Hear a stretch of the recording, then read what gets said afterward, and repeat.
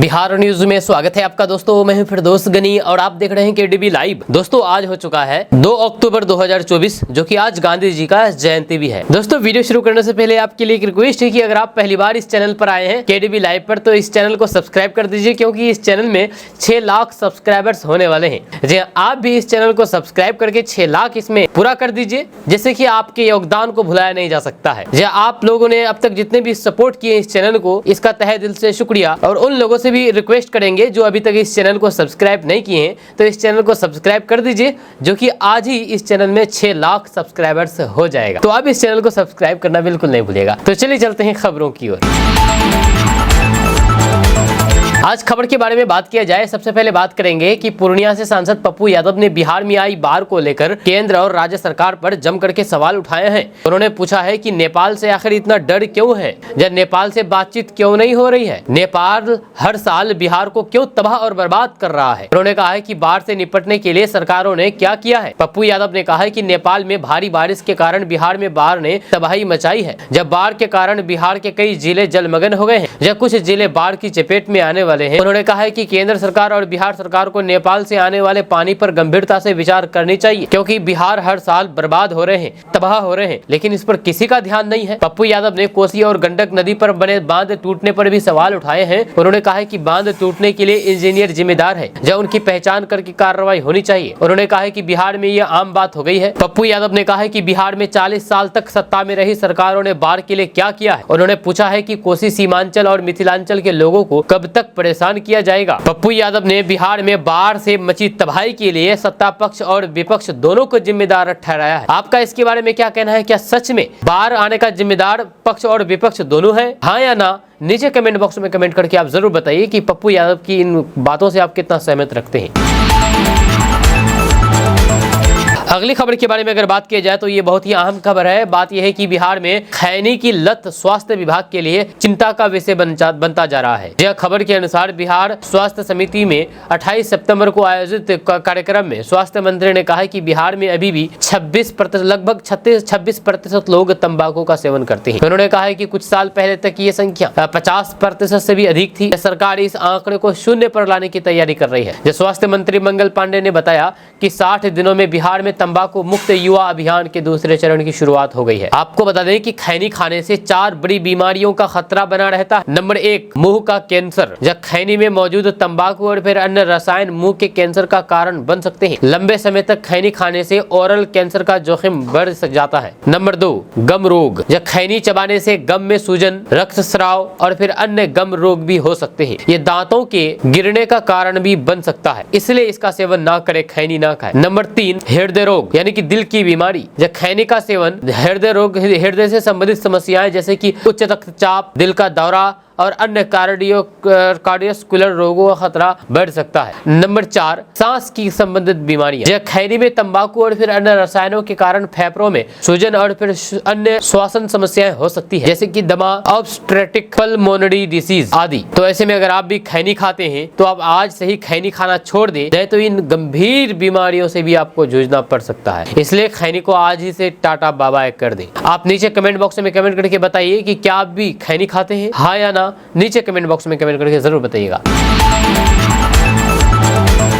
दोस्तों बिहार के मंत्री डॉक्टर दिलीप कुमार जायसवाल ने कहा कि बिहार के 16 जिले बाढ़ प्रभावित हैं और सरकार राहत बचाव कार्य में जुटी हुई है। उन्होंने कहा कि नेपाल से जिस तरह से अचानक पानी आया उससे ये आपदा आई है। आपदा विभाग और फिर जल संसाधन विभाग तथा एनडीआरएफ की टीमें मुस्तैदी से राहत कार्य में जुटी हुई है। उन्होंने कहा कि पूर्वी चंपारण, पश्चिमी चंपारण, अररिया, किशनगंज, गोपालगंज, शिवहर, सीतामढ़ी, सुपौल, सिवान, मधेपुरा, मुजफ्फरपुर, पूर्णिया, मधुबनी, दरभंगा, सारण और सहरसा जिले बाढ़ से प्रभावित है। जब मुख्यमंत्री खुद मॉनिटरिंग कर रहे हैं और चिंता भी कर रहे हैं। यदि कहीं भी कोई भी कमी है तो तत्काल उसे दूर किया जाए, इसका निर्देश दिया गया है। दोस्तों आरजेडी नेता रोहिणी आचार्य ने बाढ़ से बेहाल बिहार में राष्ट्रीय आपदा घोषित करने की मांग की है। जी हाँ, उन्होंने मुख्यमंत्री नीतीश कुमार की कार्यशैली पर सवाल उठाते हुए कहा कि उनके रवैये से तो ऐसा लगता है कि उन्हें बिहार के लोगों से कोई भी सरोकार नहीं है, कोई लेना देना नहीं है। बस आए, तस्वीर खिंचवाई, हवाई सर्वेक्षण किया और चल दिए। ऐसे थोड़ी ना होता है साहब। उन्होंने कहा कि नीतीश कुमार को तो लोगों के बीच में जाना चाहिए, लोगों से मुखातिब होनी चाहिए, उनकी सुध लेनी चाहिए, लेकिन अफसोस उन्होंने ऐसा कुछ भी करना मुनासिब नहीं समझा। समझा। मैं खुद कल बाढ़ प्रभावित लोगों से मिली थी, जब कई लोगों ने मुझसे शिकायत की थी कि प्रशासन की ओर से हमें कोई भी मदद नहीं दी जा रही है। प्रशासन ने जिस तरह से ढुलमुल रवैया अपना रखा है उससे हम सभी को बहुत दिक्कतें हो रही है। उन्होंने कहा है कि आप लोगों को याद ही होगा कि जब 2008 में बिहार में बाढ़ आया था तो फिर उस समय लालू प्रसाद यादव रेल मंत्री थे और जब उन्होंने रेलवे की तरफ से 90 करोड़ रुपए दिलवाए थे ताकि स्थिति को सामान्य बनाया जाए। जब यूपीए 1 में जब मनमोहन सिंह प्रधानमंत्री थे तब उन्होंने बाढ़ पीड़ितों के लिए 1000 करोड़ रुपए आवंटित किए थे। इस बार तो डबल इंजन की सरकार है, बिहार में भी और केंद्र में भी, तो फिर ऐसी स्थिति में नीतीश कुमार जी को प्रधानमंत्री नरेंद्र मोदी से बात करके बिहार के लिए और ज्यादा राशि दिलवानी चाहिए। लेकिन अफसोस की बात यह है कि इस दिशा में कोई भी कोशिश करता हुआ नजर नहीं आ रहा है। जब वे कुछ भी काम नहीं कर पा रहे हैं, जितने भी समाजवादी लोग हैं वही लोग बाढ़ पीड़ितों की मदद कर रहे हैं।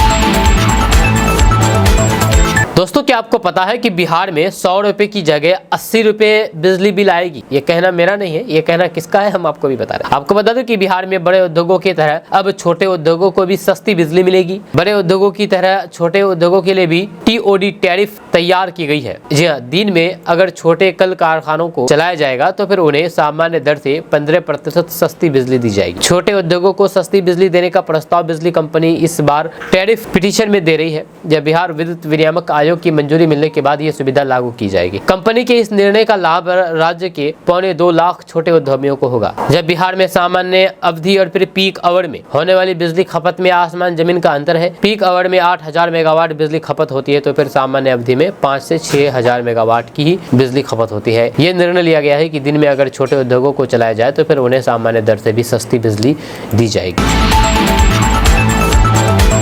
दोस्तों, बिहार में स्मार्ट मीटर को लेकर के हंगामा मच गया है। इस एक जिले ऐसे हैं बिहार के जहां पर डीएम ने स्मार्ट मीटर लगाने का पूरा प्लान बना लिया है। आपको बता दूं कि बिहार के बेगूसराय में 31 मार्च तक ग्रामीण और फिर शहरी क्षेत्रों के हर घर में स्मार्ट मीटर लगाने का काम पूरा कर लिया जाएगा। इसकी घोषणा बेगूसराय के डीएम तुषार सिंगला ने की है। यह डीएम ने बताया है कि स्मार्ट मीटर विभाग और फिर उपभोक्ताओं के लिए फायदेमंद है। इसके संबंध में फैलाई जा रही जितनी भी अफवाह है वह गलत है। ये एक डिजिटल रीडिंग मैकेनिज्म है जो कि पूरे तरीके से फुल प्रूफ है। डीएम ने बताया है कि 30 नवंबर तक जिले के अधिकारी, जनप्रतिनिधि, सरकारी कार्यालय है या फिर अधिकारियों के आवास है, वहां स्मार्ट मीटर लगाने का काम पूरा कर लिया जाएगा। सोमवार को संबोधित करते हुए डीएम तुषार सिंगला ने बताया है कि मुख्यमंत्री के दिशा निर्देश में पिछले 10-15 सालों में ऊर्जा विभाग ने जो काम किया है उससे बिहार में ऊर्जा के क्षेत्र में क्रांति आई है। यह उसके अगले चरण में स्मार्ट मीटर लगाना अगला चरण है। स्मार्ट मीटर की जो पूरी प्रणाली है और जितने डिस्ट्रीब्यूशन चैनल है उसके माध्यम से उपभोक्ताओं को बिजली मुहैया कराई जाती है, उसकी रीडिंग ठीक समय पर हो पाए। स्मार्ट मीटर से उपभोक्ताओं की बिजली की खपत में बचत हो, इसके लिए स्मार्ट मीटर एक डिजिटल रीडिंग मैकेनिज्म है। डीएम ने बताया है कि रीडिंग का काम पहले डिजिटल मीटर से होता था जो कि अब स्मार्ट मीटर के डिजिटल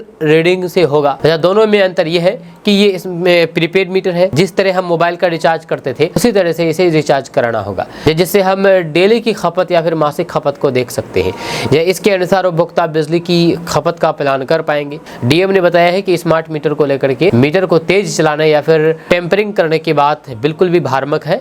स्मार्ट मीटर की टेक्नोलॉजी फुल प्रूफ है। हालांकि आपको बता दूं कि स्मार्ट मीटर को लेकर के जो डीएम साहब बात कर रहे हैं बहुत से लोग इसे इत्तेफाक नहीं रखते हैं, यहाँ तक कि मैं भी इत्तेफाक नहीं रखता हूँ, क्योंकि बहुत सारे ऐसे लोगों के बिजली बिल आए हैं स्मार्ट मीटर में जो सुनकर के आपके पैरों तले जमीन खिसक जाएगी। लाखों लाख रुपए का बिजली बिल आया है। एक सैलून वाला का मुजफ्फरपुर का बिजली बिल आया था, सैलून वाले को जो कि सैलून चलाने का काम करता है, उनका घर में सिर्फ एक पंखा और 2 बल्ब जलता था, लेकिन उनका बिजली बिल 32 लाख रुपए आया। ऐसे ही कई सारे केस सामने आए हैं जहां पर बिजली बिल लाखों में आया। ये तो खैर आप सोचेंगे कि ये तो गड़बड़ी हुई होगी तो इसलिए आया होगा, लेकिन आपको बता दूं कि कई सारे ऐसे दुकानदारों, ऐसे लोगों से, ऐसे घर वालों से हमने मिला और बातचीत की जिसने बताया कि पहले जहां पर डिजिटल मीटर से 300 रुपये महीने आता था बिल, वहीं पर अब सेम चीज यूज करने से 700 से 800 रुपये, 600 रुपये महीना बिल आ रहा है। जो लगभग लोगों का यही कहना है, 99% लोगों का यही कहना है। हम उन लोगों से मिल करके बात की है जो स्मार्ट मीटर लगाया है, जिस घर में स्मार्ट मीटर लगाया हुआ है। तो इसलिए हम डीएम साहब की इन बातों से इत्तेफाक नहीं रखते हैं। क्या आप रखते हैं? क्या आप डीएम साहब की बातों से सहमत हैं या नहीं? नीचे कमेंट बॉक्स में कमेंट करके जरूर बताइए। मैं अपने बारे में बात करूं तो मैं बिल्कुल भी सहमत न हूं। दोस्तों, बिहार के बोध गया में बाबा बागेश्वर धाम के पीठाधीश्वर पंडित धीरेन्द्र कृष्ण शास्त्री ने भक्तों को कथा सुना रहे हैं। इसी दौरान उन्होंने 160 किलोमीटर यात्रा करने की बात कही है। उन्होंने कहा है कि नक्कटों ने वैष्णव धर्म को बर्बाद करने के लिए तिरुपति महाराज के प्रसाद में मछली तेल मिला दिया। देश में अब शांति नहीं बल्कि सनातनी क्रांति लाने की आवश्यकता है। इससे देश से जात पात छुआछूत का भेदभाव मिटेगा। धीरेन्द्र कृष्ण शास्त्री ने कथा के दौरान कहा कि हमारा उद्देश्य यह है कि हिंदुओं की बेटी बहन पर अत्याचार नहीं हो या पालघर जैसा कांड दोबारा देखने को नहीं मिले। देश में रामायण नहीं जलाई जाए। बांग्लादेश में हिंदुओं के साथ जैसा व्यवहार हुआ है वैसा भारत में नहीं। आपको बता दूं कि धीरेन्द्र कृष्ण शास्त्री की पदयात्रा 21 से लेकर के 29 नवंबर तक 160 किलोमीटर की होगी। इस दौरान वे गांव-गांव तक जाएंगे, सबको गले लगाएंगे। आपको बता दूं कि धीरेन्द्र कृष्ण शास्त्री अपने भक्तों के पूर्वजों का पिंडदान कराने और फिर उन्हें भागवत कथा सुनाने के लिए गया के बोध गया से 5 किलोमीटर दूर संबोधित रिट्रीट में रुके हैं। हाय रे बिहार की किस्मत, डूबा राज्य भगवान भरोसे है। आपको बता दूं कि जहां पर नीतीश कुमार दिल्ली में तो तेजस्वी दुबई में सैर कर रहे हैं और यहां पर बिहार राज्य डूब रहा है, लोग मर रहे हैं। जो आपको बता दूं कि नेपाल में हुई भारी बारिश की वजह से बिहार के कोसी की ने कहर बरपाना शुरू कर दिया। बिहार के 16 जिले में बाढ़ की स्थिति गंभीर हो गई है। जब 56 साल बाद बिहार में कोसी ने अपना इतना भयानक रूप दिखाया है, जबकि 21 साल बाद गंडक में इतना पानी देखा गया है। जब प्रशासन अपने तरफ से मुस्तैद होकर के काम कर रहा है, लेकिन नीतीश कुमार और तेजस्वी यादव गायब है। एक तरफ जहाँ पर आधा बिहार बाढ़ की त्रासदी झेल रहा है तो नीतीश कुमार बिहार से बाहर है, जहां उनके लौटने की अभी कोई भी अधिकारी की सूचना नहीं है। जहां वहीं पर सीएम बनने का सपना संजय लालू प्रसाद यादव के सियासी वारिस तेजस्वी यादव देश छोड़कर के दुबई में है। हालांकि राज्य के दोनों डिप्टी सीएम ग्राउंड पर मौजूद हैं, लेकिन उनकी कितनी पकड़ है उसे सब वाकिफ है। आपको बता दूं कि बिहार में 1968 के बाद से पहली बार इतना पानी देखा गया है। नदियों के तेज पॉइंट पर उच्चतम जलस्तर का नया रिकॉर्ड देखा गया है। अब इसी के आधार पर बिहार सरकार नदियों के तटबंधों की ऊंचाई को बढ़ाएगी। जहां आपको बता दें कि बिहार में 16 जिलों के 55 प्रखंडों की लगभग 10 लाख आबादी बाढ़ से घिरी हुई है।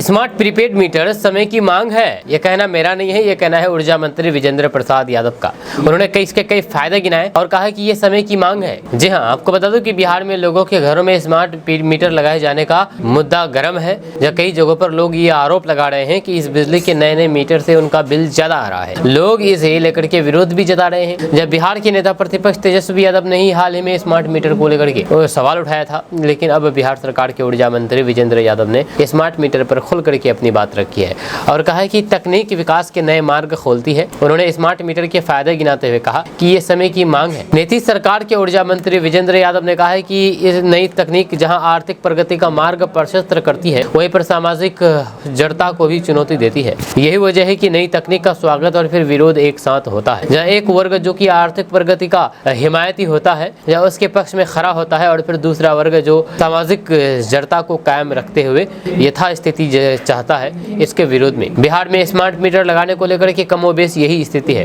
ये कुछ लोग जरूरी प्रगतिशील कदम करार दे रहे हैं तो फिर कुछ लोग इसके खिलाफ ताल ठोक रहे हैं। ऐसे में सवाल उठना लाजमी है कि तकनीकी क्रांति के साथ कदम ताल करते हुए बिहार जब आगे बढ़ रहा है तो फिर इस विरोध का औचित्य क्या है? क्या इसका विरोध करने वाले लोग बिहार को अंधकार में रखना चाहते हैं? क्या वे नहीं चाहते हैं कि बिहार तकनीकी क्रांति को आत्मसात करके समावेशी विकास के पथ पर निरंतर आगे बढ़ता रहे? ये कहना है विजेंद्र प्रसाद यादव का, मेरा नहीं है। ये जो भी बातें कही है ये विजेंद्र प्रसाद यादव ने कही है, जो कि ऊर्जा मंत्री है। जो ऊर्जा मंत्री विजेंद्र प्रसाद यादव ने कहा कि 18वीं और 19वीं शताब्दी बिजली और फिर जल शक्ति की खोज जब यूरोप में औद्योगिक क्रांति का मार्ग प्रशस्त कर रही थी तो उस वक्त इसका स्वागत हो रहा था और विरोध भी हो रही थी। जब औद्योगिक क्रांति से जहां उत्पादन की शक्तियों में वृद्धि हो रही थी, वहीं दूसरी ओर बड़ी संख्या में ग्रामीण आबादी पलायन करके शहरों में बसेरा बना करके बड़ी बड़ी फैक्ट्रियों में काम कर रही थी। इस आर्थिक और फिर सामाजिक विरोधाभास वजह से औद्योगिकरण का समर्थन भी हो रहा था और फिर विरोध। समय के साथ आर्थिक प्रगति का पहिया जैसे जैसे रफ्तार पकड़ता गया, विरोध का सिलसिला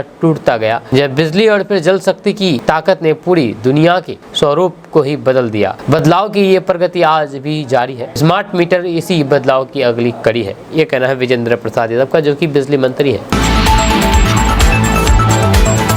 दोस्तों, चिराग पासवान ने पटना में कार्यक्रम के दौरान बहुत बड़ा बयान दिया है। चिराग पासवान ने कहा है कि चाहे किसी भी गठबंधन में मैं रहूं या फिर ना रहूं, किसी भी मंत्री पद पर रहूं, जिस दिन मुझे लगेगा कि संविधान के साथ और फिर आरक्षण के साथ खिलवाड़ हो रहा है तो मैं उसी वक्त मंत्री पद को लात मार दूंगा, और जैसे मेरे पिताजी ने मारा था। चिराग पासवान के इस बयान के कई मायने निकाले जा रहे हैं। जब वहीं पर चिराग पासवान ने पटना में कहा कि आरक्षण के मामले में कोर्ट ने कानून में बदलाव की बात कही थी, जिसका विरोध मेरे पिता ने किया था। चिराग पासवान ने कहा कि आगामी 28 नवंबर को पटना के ऐतिहासिक गांधी मैदान में भव्य स्थापना दिवस का आयोजन करेंगे, साथ ही इस दिन रैली भी निकाली जाएगी।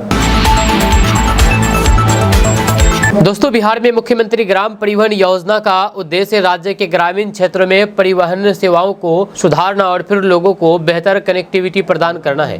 इस योजना के तहत सरकार वाहन खरीद पर 50% तक या फिर अधिकतम 1 लाख रुपए अनुदान दे रही है। यह खबर के अनुसार परिवहन मंत्री शीला कुमारी ने जानकारी देते हुए बताया कि ग्रामीण क्षेत्रों में रोजगार और फिर परिवहन सुविधाओं को बढ़ावा देने के लिए मुख्यमंत्री ग्राम परिवहन योजना की 11वें चरण की समयावधि में विस्तार किया गया है। यहाँ आप 15 अक्टूबर तक आवेदन कर सकते हैं। आपको बता दूं कि मुख्यमंत्री ग्राम परिवहन योजना के तहत 11वें चरण में बचे 12,500 लक्ष्य के विरुद्ध जिलावार रिक्ति निकाली गई है। इनमें मुजफ्फरपुर में सबसे ज्यादा 1008 रिक्तियां हैं। इसके अलावा सारण में 829, पूर्वी चंपारण में 824, मधुबनी में 820 रिक्तियां हैं। वहीं पर बिहार के पश्चिमी चंपारण में 743, दरभंगा में 710, पटना में 657, वैशाली में 548, सीवान में 503 और बांका में 480 रिक्तियां हैं। इन जिलों के लोग वाहन की खरीद पर अनुदान का लाभ उठाने के लिए आवेदन की प्रक्रिया को जल्द से जल्द पूरा करें, इसको लेकर के दिशा निर्देश जारी कर दिया गया है।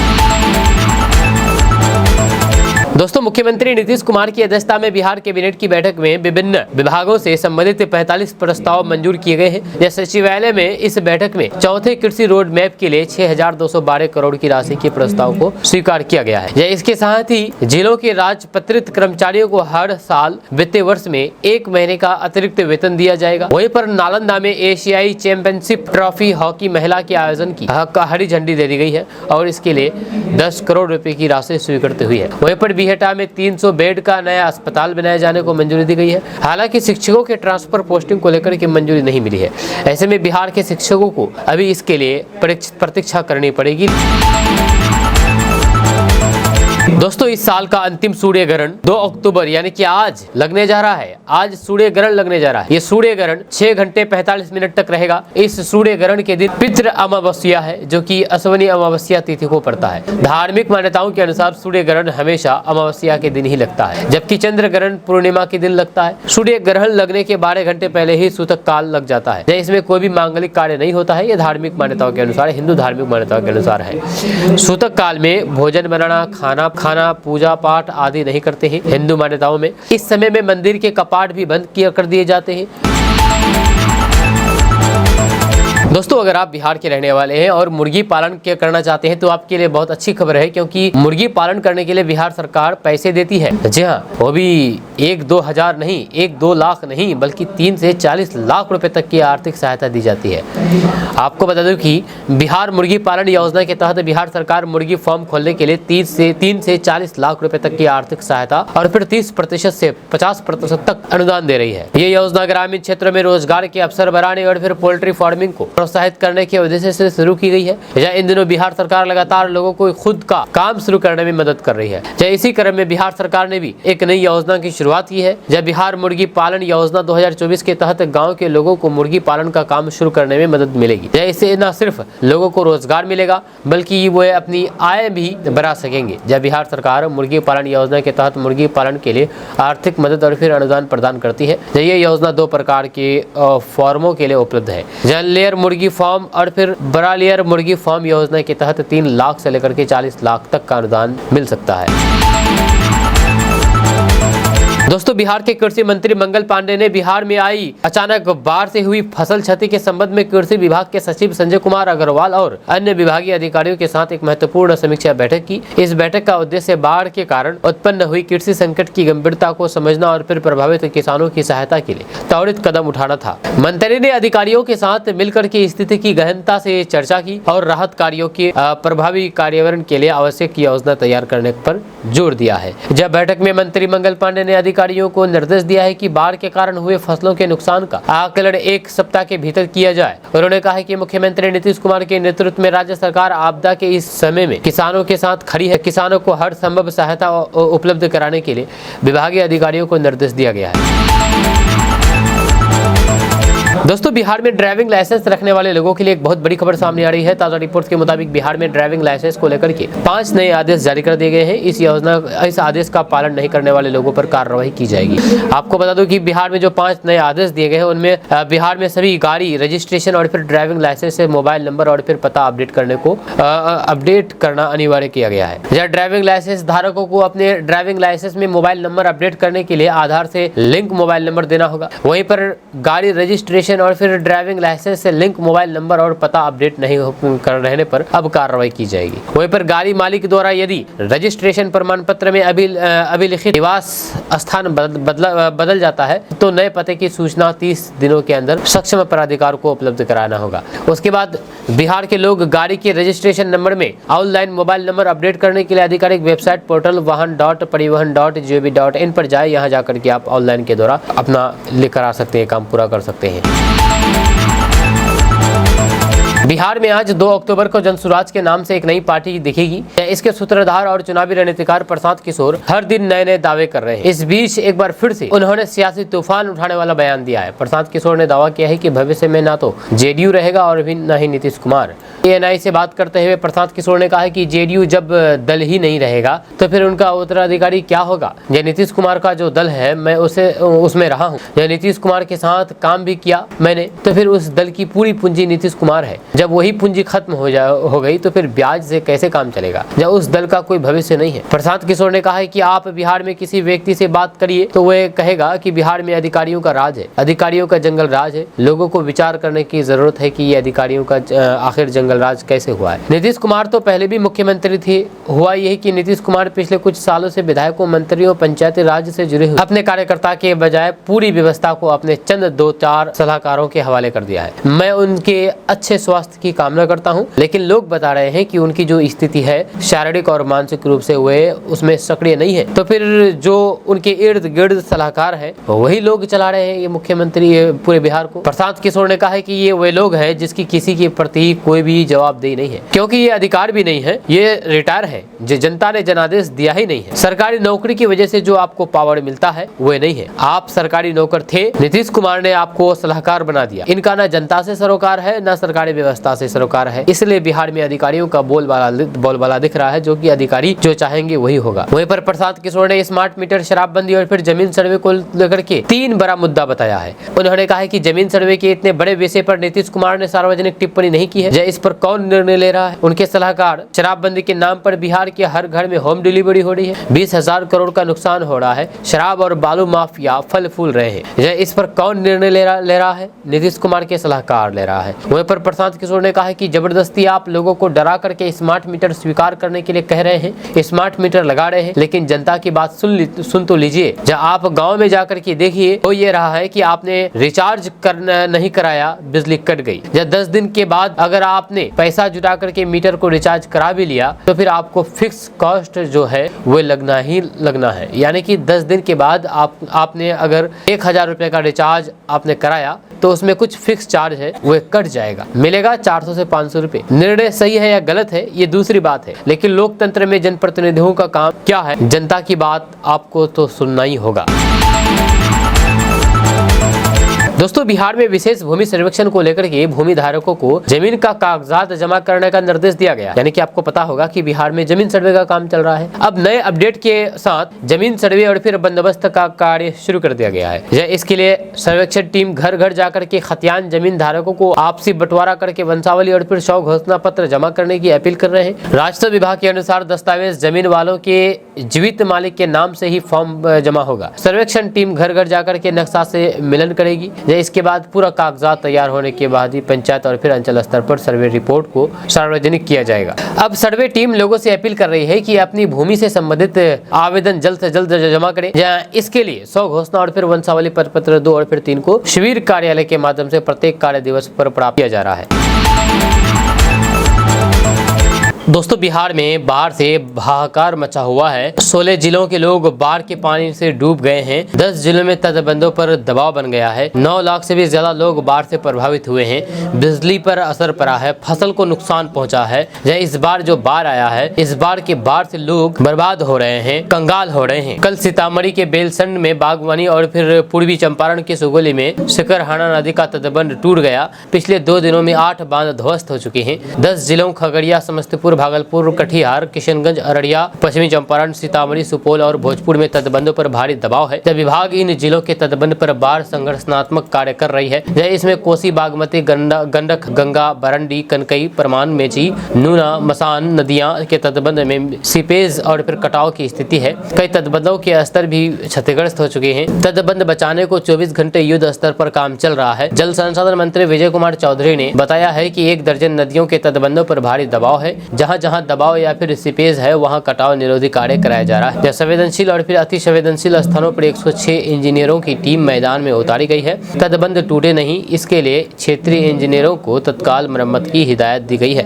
उधर नेपाल में बारिश थमने के बाद कोसी के वीरपुर बैराज का डिस्चार्ज घटकर 1.92 लाख और करीब 2 लाख और गंडक के वाल्मीकि नगर बैराज का 1.5 लाख क्यूसेक रह गया है। हालांकि निचले इलाके में पानी तेजी से फैल रहा है। कोसी का पानी अब मधेपुरा और फिर खगड़िया जिले के कई गाँव में फैल गया है। सबसे ज्यादा तबाही सीतामढ़ी, शिवहर, दरभंगा और फिर पूर्वी एवं पश्चिमी चंपारण में हुई है। यह गंगा, बागमती, बूढ़ी गंडक, कमला बलान आदि नदियां भी खतरे के निशान से ऊपर बह रही है।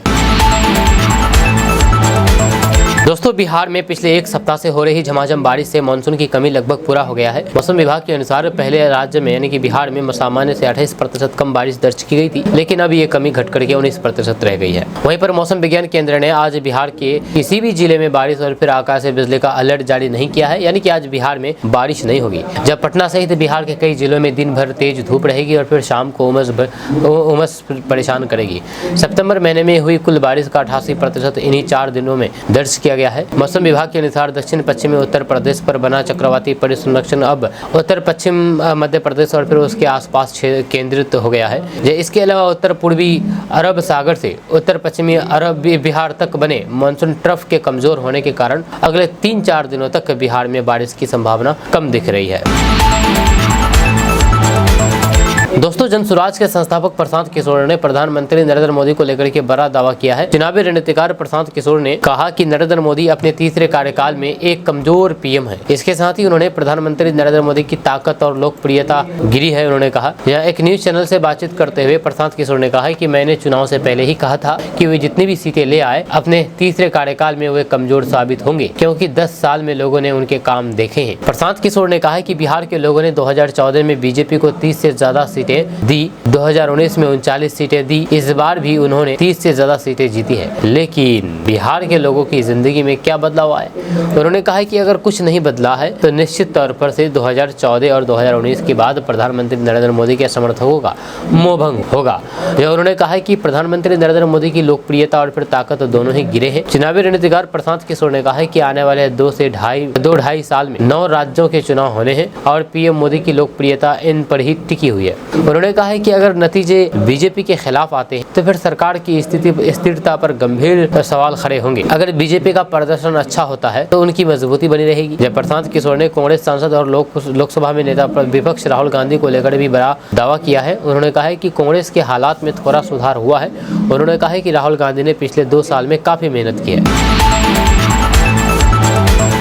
दोस्तों बिहार में बाढ़ से कहर मचा हुआ है, लेकिन इस बाढ़ के कहर के बीच भी पप्पू यादव लोगों की मदद करते हैं। जब पप्पू यादव बुलेट पर घूम करके लोगों की मदद करते हुए देखे गए हैं। आपको बता दूं कि बिहार में कई जगहों पर लोग बाढ़ की मार झेल रहे हैं। बाढ़ की वजह से लोगों की जिंदगी बड़े स्तर पर प्रभावित हो रही है। फिलहाल बिहार में राहत और फिर बचाव कार्य जोरों पर है। वहीं पर दूसरी तरफ पूर्णिया से निर्दलीय सांसद पप्पू यादव भी बाढ़ प्रभावित इलाकों में घूम करके लोगों से उनकी समस्या सुन रहे हैं। पप्पू यादव के लोगों की मदद करने के कई वीडियो भी सामने आए हैं। इन वीडियो में पप्पू यादव को बुलेट पर देखा जा सकता है। पप्पू यादव अपनी बुलेट से ही लोगों के बीच जाकर के उन्हीं की समस्याएं सुन रहे हैं और उनकी मदद कर रहे हैं। जब बिहार में बाढ़ की वजह से जो हालात पैदा हुए हैं उसको लेकर के उन्होंने सरकार पर भी निशाना साधा है। उन्होंने कहा है कि मंत्री कहीं कुछ कर रहे हैं। हेलीकॉप्टर अभी हरियाणा और जम्मू कश्मीर के चुनाव में लगे हैं, वहाँ पर इस वक्त एक ही पार्टी के पास 25 हेलीकॉप्टर लगे हैं। इसी के साथ ही पप्पू यादव ने कहा है कि लोकसभा चुनाव में अरबों खरबों खर्च होते हैं, लेकिन बाढ़ पर कब खर्च होगा? मिथिला, कोसी और सीमांचल के लोग कब बचेंगे? आम लोग की जिंदगी क्या ऐसे ही बर्बाद हो जाएगी? सारी फसल बर्बाद हो गई है। जनता जानना चाहती है कि हम लोग कब तक भूखे रहेंगे? आखिर कब तक जात पात और फिर हिंदू मुस्लिम की राजनीति होती रहेगी? जब ये बांध टूट गया तो फिर कौन सा बांध बचेगा? जो इंजीनियर अधिकारी यहाँ पर रहे वे अरबपति और खरबपति हो गए। अभी तक एनडीआरएफ नहीं आया है, वे कब आएंगे? खाना कब मिलेगा? जिंदगी कब बचेगी?